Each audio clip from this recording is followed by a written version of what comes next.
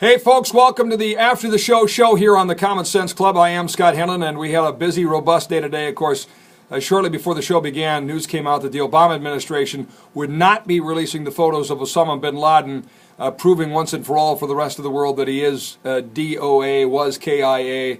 And a little odd because the Obama administration previously had said through Leon Panetta they would be releasing it. Obama does an interview with 60 Minutes, says they're not going to be releasing it. So our question today, was he right to do it? Mark this day down because I actually think that the president was right not to do it. I think the indecision, as usual, is confusing, but I think the decision not to do it makes some sense, and it was confirmed in a conversation we had with a caller today who called in from Hillsborough, North Dakota, who was a member of the 82nd Airborne that was part of the operation that went in to get Khalid Sheikh Mohammed. And he said, I agree with nothing of the Obama administration, but I do agree with him on this, because think of me having been part of the operation to go get KSM out on patrol days after trying to find folks who are planning IEDs or on a different mission. If that photo had been out there, it revs them up. It makes it more likely that there might be some retaliation. So I take that to heart, even though it sounds like this was a tough call. I think the biggest thing is the Obama administration's indecision on it, and so many things on the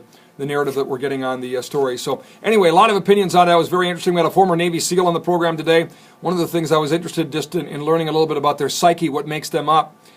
This guy had actually written a book called The Heart and the Fist, and said, the SEAL teams are both. But he talked about his original group. He was a commander of special ops and Purple Heart winner and just highly decorated. That he started with 220 men in his unit and ended up with 20-some. So think about that. Only 20 shake out and ultimately make a team. That's pretty phenomenal. So spent some time on that today, obviously. Also, Carl Rove mentioned our interview yesterday with General Michael Hayden in a Fox News interview. That's up under Video of the Week at ScottHannon.com if you want to check that out. Because the debate, one of the theories Rob Port brought up today on the show, maybe the idea of backtracking on the release of the photo was so we change the narrative and we don't have this discussion anymore about whether or not the Bush administration deserves some credit for the interrogation techniques that led to Osama bin Laden's capture or killing. Maybe they wanted us to be debating the photo op. That's the new conspiracy theory of the day. By the way, Obama tomorrow goes to Ground Zero. Fair amount of controversy over there. Some family members calling it a photo op because some are being invited, some aren't. President Bush was invited. He said no thanks. President Clinton invited, no thanks. Clearly it's a photo op. We talked a lot of listeners were revved up about that, saying it's political grandstanding. It's his way of trying to capture this for a political moment, and it smells. So interesting discussion on that. Jim Casper was along on the program today too and talked a lot about the fact that there are three kinds of Republicans: conservative Republicans, moderate Republicans, liberal Republicans, and that means those that are conservative don't have enough votes to get much done. He talked about some real concerns about long-term spending and some issues, and walked through a lot of things that concern him about the legislative session. Also talked to the head of the North Dakota Family Alliance about the importance of Saturday's Jericho March. Details here at ScottHannon.com about it.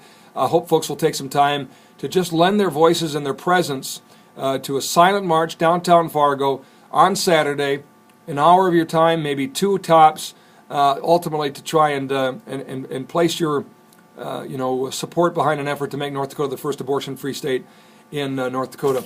Also, have you heard about the soup truck that's coming across Minnesota? It's in Moorhead, Detroit Lakes, and Fergus Falls tomorrow. This is kind of funny. The idea behind the soup truck is to say if Mark Dayton gets his way, raises taxes, we're going to need soup trucks. We're going to need soup lines because there'll be less jobs. And that's one thing Minnesota doesn't need right now. So Minnesota Majority has done that. Souptruck.net if you want to check out where they're going to be in the coming days. Thanks for watching. Thanks for listening to the Scott Hennen Show. Rob poured in for me on the Thursday edition of the program tomorrow, and I'll be back Friday for an open phone Friday edition of the Scott Hennen Show on the Common Sense Club.